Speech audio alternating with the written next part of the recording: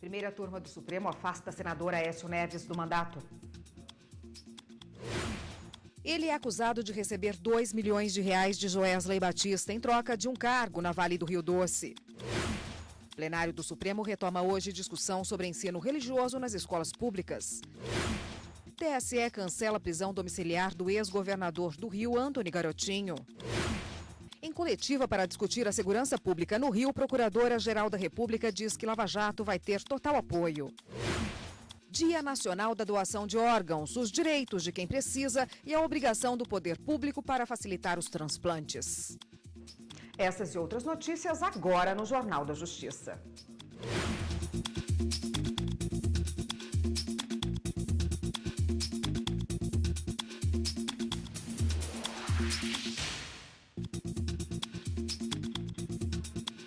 Olá, boa tarde para você. O Tribunal Superior Eleitoral concedeu habeas corpus para reverter a prisão domiciliar do ex-governador do Rio de Janeiro, Antony Garotinho. O plenário autorizou também que o ex-governador exerça com liberdade a profissão de jornalista. Os ministros analisaram o pedido de habeas corpus na sessão plenária desta terça-feira. O relator do caso foi o ministro Tarcísio Vieira de Carvalho Neto. Para ele, o juiz eleitoral decretou a prisão domiciliar de Garotinho logo após a sentença de condenação de primeira instância e sem apresentar fato novo que demonstrasse suposta ação continuada do político na coação de testemunhas ou no sentido de embaraçar o processo criminal contra ele. Conheço parcialmente do habeas corpus e, na extensão delineada em meu voto, concedo a ordem apenas para revogar a prisão domiciliar decretada pelo juízo e, consequentemente, a cautelar de monitoramento por meio de tornozeleira eletrônica. É como voto. Em seguida, a ministra Rosa Weber votou pelo não conhecimento do habeas corpus. E o ministro Herman Benjamin também divergiu, por entender que o voto do relator ultrapassou, no caso, os contornos restritos do pedido do habeas corpus, para fazer uma análise mais universal. Para deliberarmos sobre um caso concreto, com peculiaridades extremamente próprias, Sua Excelência fez um tratado sobre a prisão preventiva que extrapola muitíssimo aquilo que nós estamos discutindo aqui. Os demais ministros acompanharam o relator.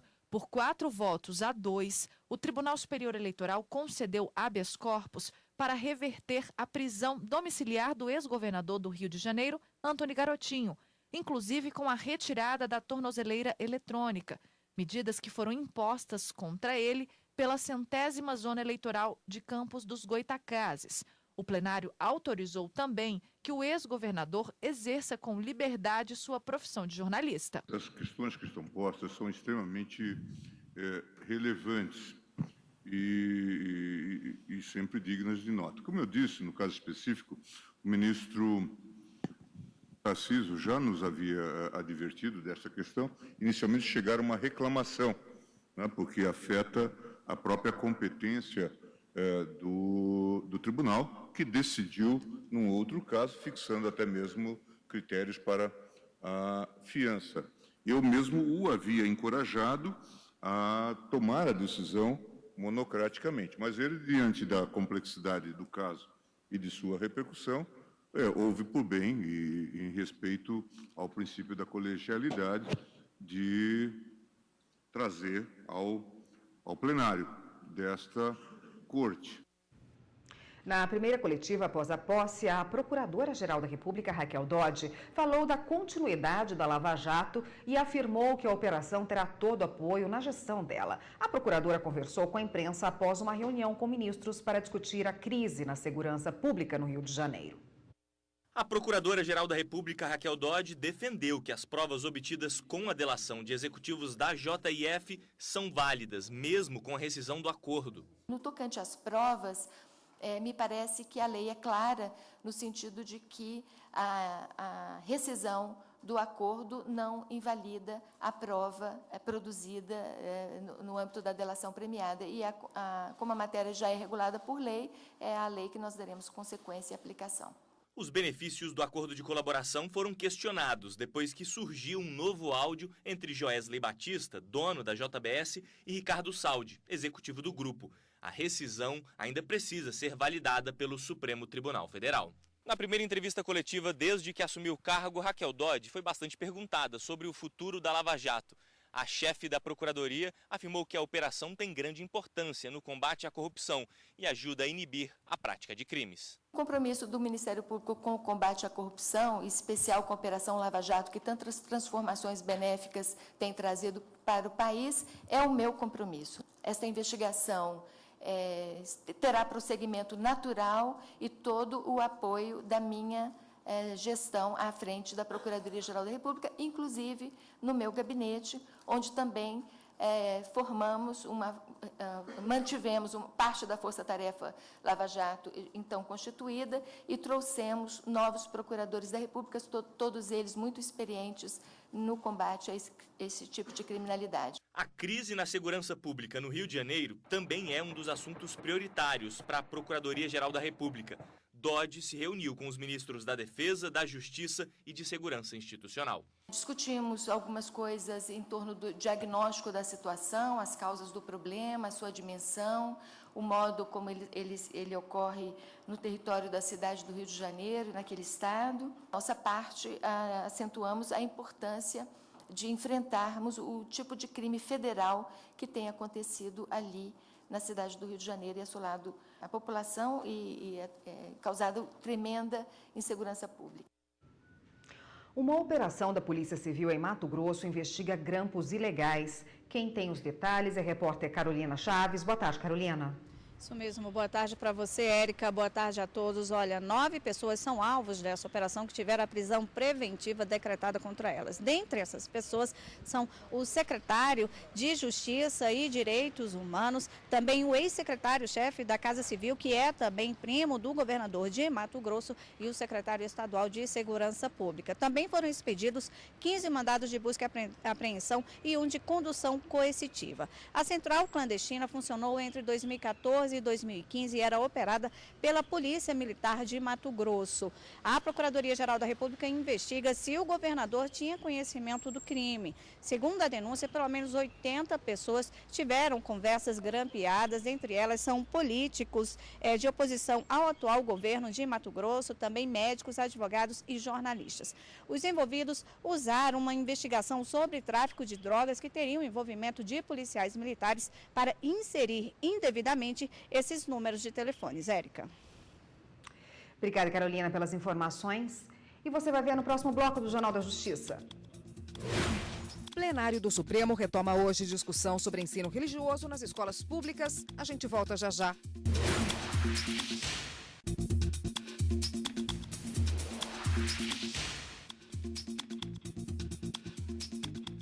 A primeira turma do Supremo afastou do mandato o senador Aécio Neves. Ele é acusado de receber R$2 milhões em propina de Joesley Batista em troca de um cargo na Vale do Rio Doce. Por 3-2, os ministros da primeira turma determinaram a suspensão do mandato do senador Aécio Neves e o recolhimento domiciliar noturno. Os ministros Marco Aurélio Melo e Alexandre de Moraes votaram contra o afastamento de Aécio. No tocante à alegada omissão acerca das condutas delituosas supostamente praticadas pelo senador, constantes da denúncia e da cota que a acompanha, vale notar-se impróprio potencializar a infração versada no processo.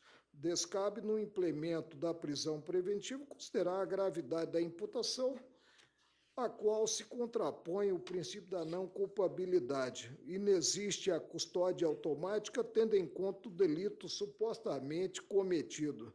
Sob o ângulo do perigo de reiteração delitiva, descabe partir da capacidade intuitiva, olvidando que a presunção seria de postura digna ante o fato de o agravado estar submetido, e como está, aos holofotes gerais. Em relação às demais medidas que não o afastamento, repito, ao meu ver, a ausência de previsão legal, não há previsão legal, por ausência de previsão legal, seria possível a aplicação desde que a Procuradoria, nesse momento, trouxesse elementos suficientes para isso, inclusive com a própria denúncia daquilo que justificou lá atrás, 4 meses e pouco atrás, a concessão por parte do ministro então, ministro relator. Com esses argumentos, também em relação ao segundo ponto, acompanho inteiramente Vossa Excelência.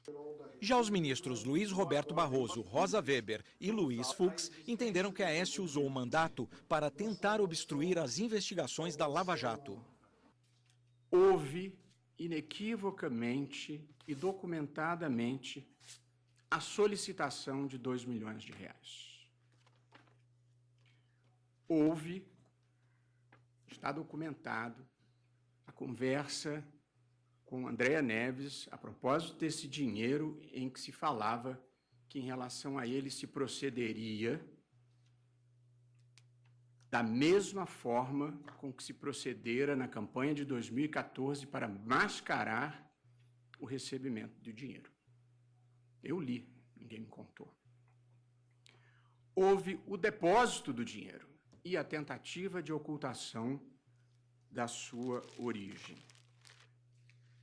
Houve, igualmente documentado, a conversa com Joesley Batista, o agradecimento e a oferta de uma diretoria da Companhia Vale do Rio Doce. A cautela em referência à Operação Lava Jato foi fixada justamente em razão de provável ou suposta influência que o senador Aécio Neves poderia ou estaria a exercer sobre a operação.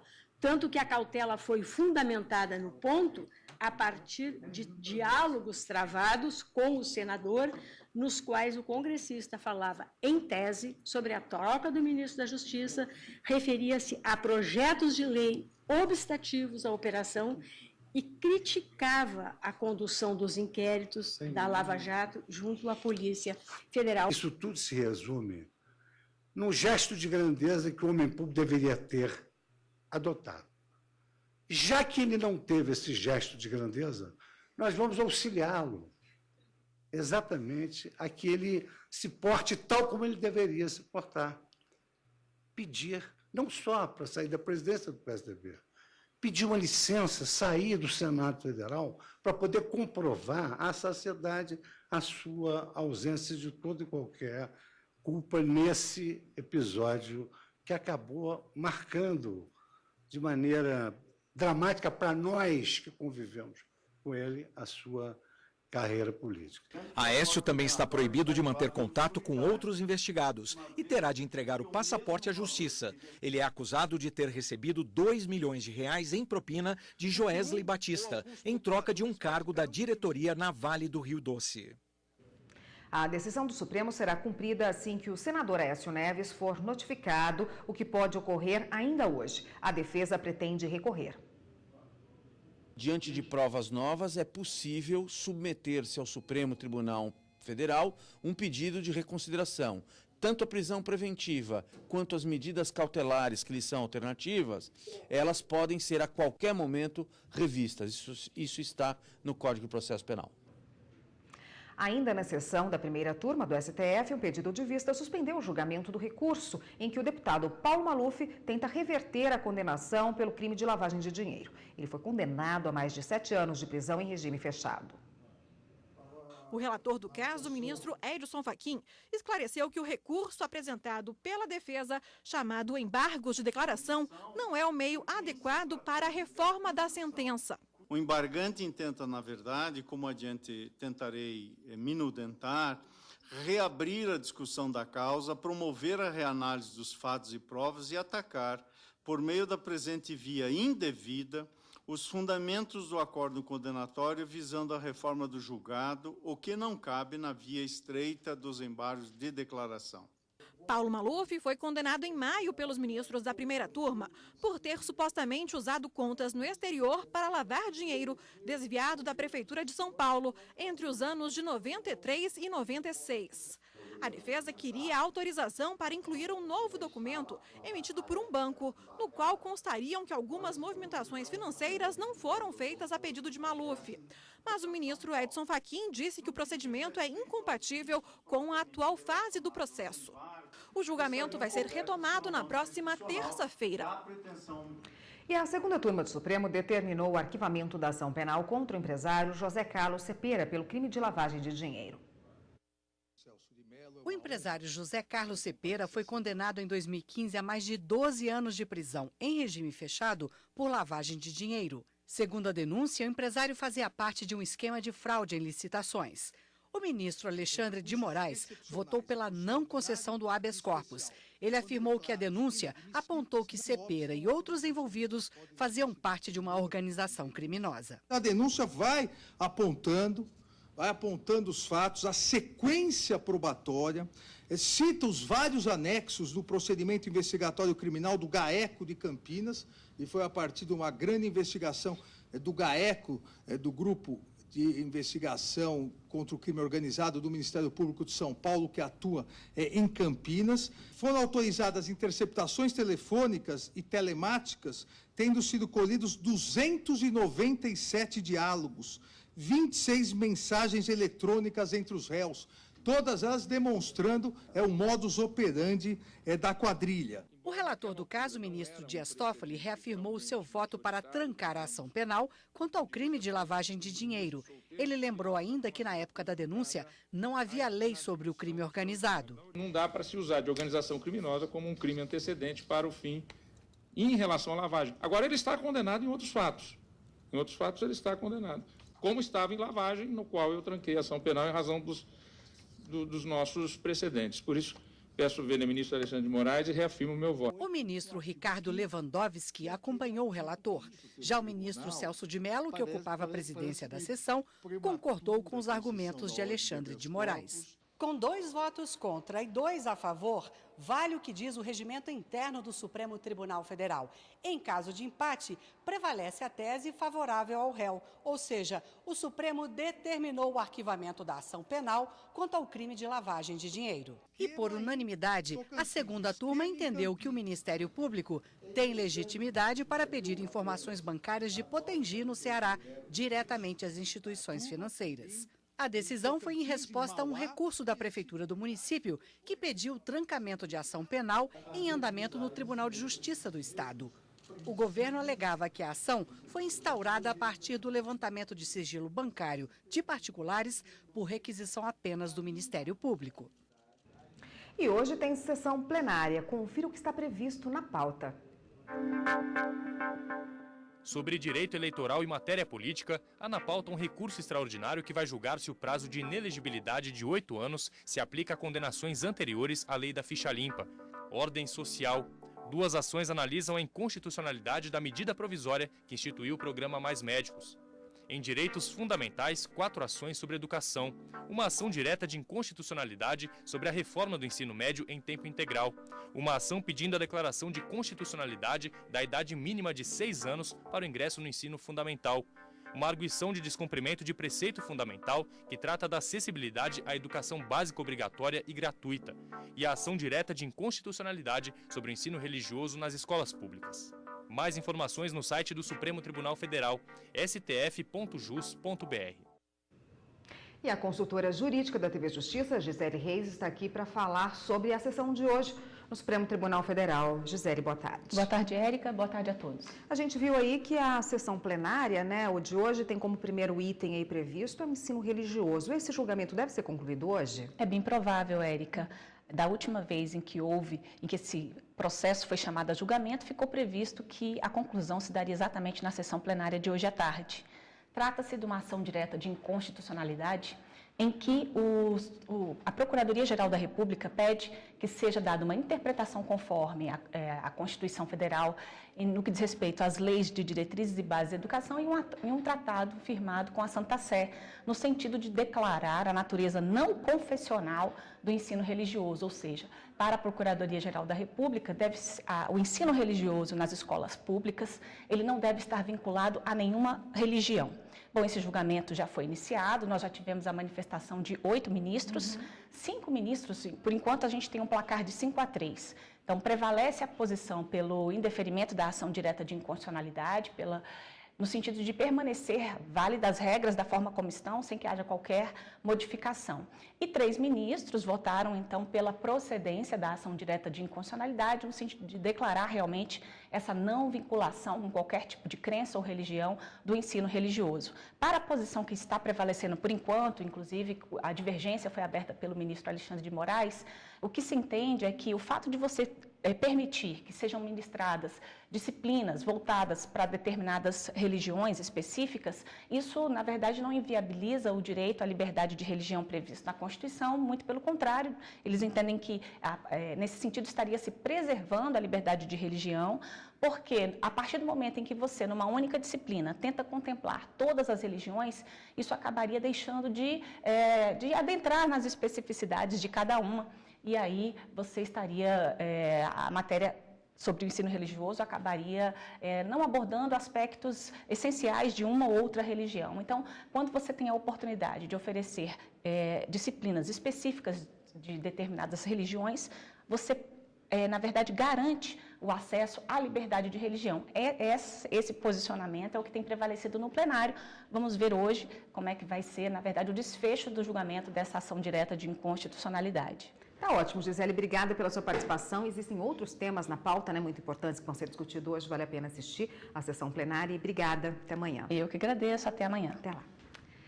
E você vai ver no próximo bloco do Jornal da Justiça. Dia Nacional da Doação de Órgãos, os direitos de quem precisa e a obrigação do poder público para facilitar os transplantes. A gente volta em instantes.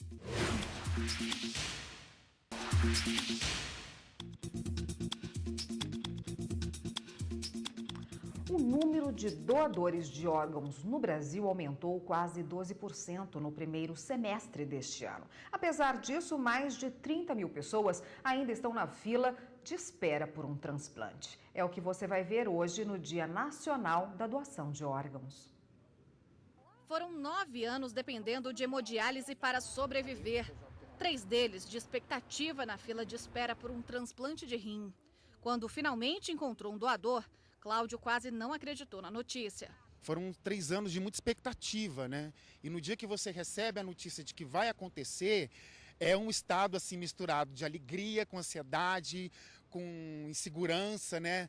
Você vai passar por uma cirurgia, eu nunca passei por uma cirurgia, né? E uma cirurgia séria, né? Doar órgãos é doar vida.